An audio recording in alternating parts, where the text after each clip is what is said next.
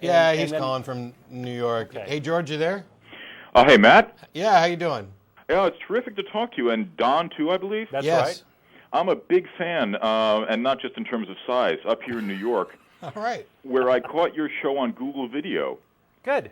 and I have formed a small cabal, word intentional, of fellow atheists, and we catch the show whenever we can. We're also working our way through the nonprofits on iTunes. Great.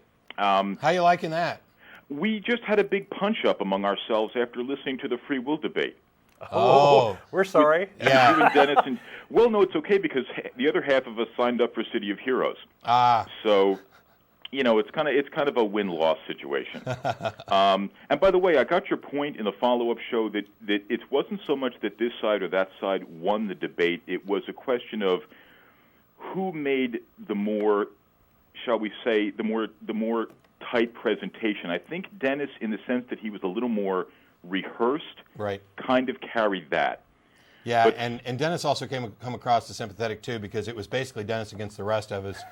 And Y'all one are of the beating things, up on poor Dennis. one of the things Right. that we've discussed and discovered over the years since then, because that show comes up all the time, not just on nonprofits, but I mean amongst us when we're talking, is that, and we addressed this I think on a follow-up show.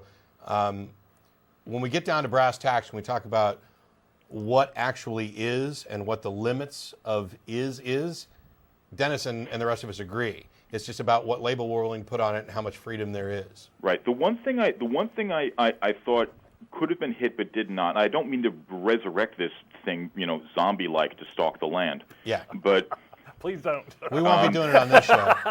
is it the one distinction regarding free will and mentally ill people? Right. Is that it's not so much the position of the law, and I'm not a lawyer, I don't claim to be an expert, but my understanding of it is that the position of the law is not that mentally ill people do not exercise or have the capacity for will. It's just that because of their malfunctioning interface with reality, they're making decisions on such bad information that they're not criminally culpable. They don't have mens rea, the guilty mind. Right. It's a different thing though than being automata. Yeah.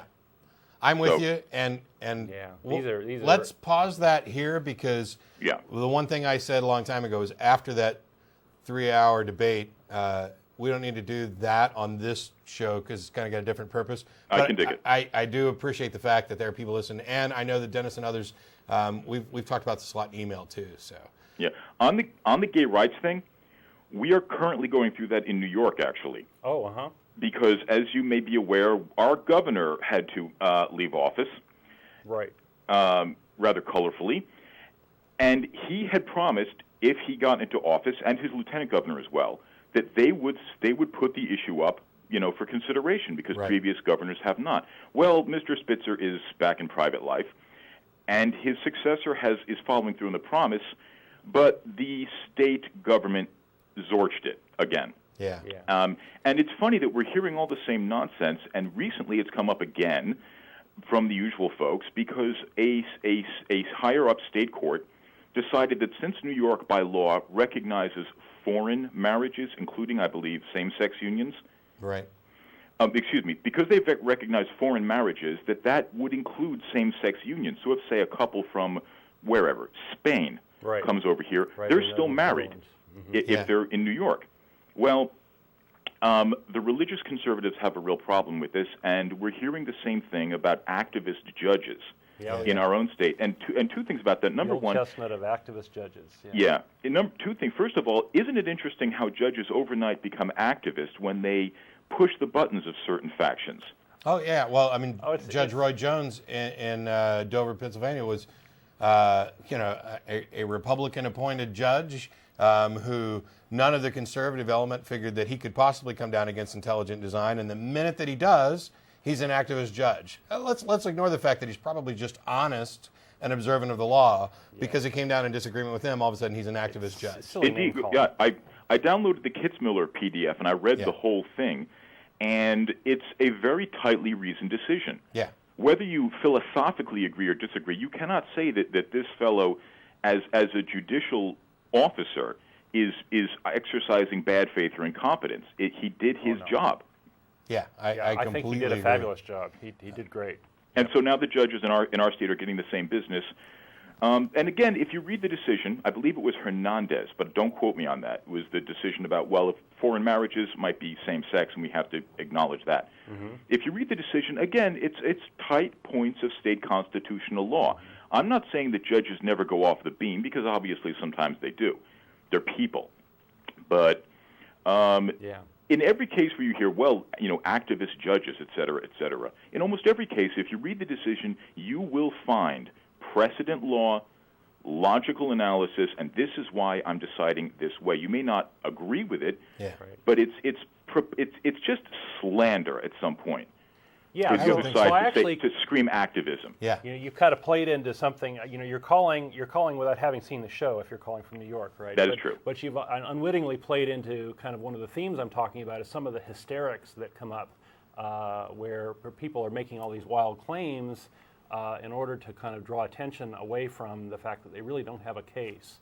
And I think that this is exactly one of those cases, right, where you're claiming activist judges when in reality they're not activists; they're just disagreeing with you. And you're blowing smoke to try to hide this fact. There are a number of instances where I completely disagree with rulings that, for example, the U.S. Supreme Court's made, and we talked about one of these, I think briefly on yesterday's Nonprofits, where they basically invented out of whole cloth this idea of fighting words.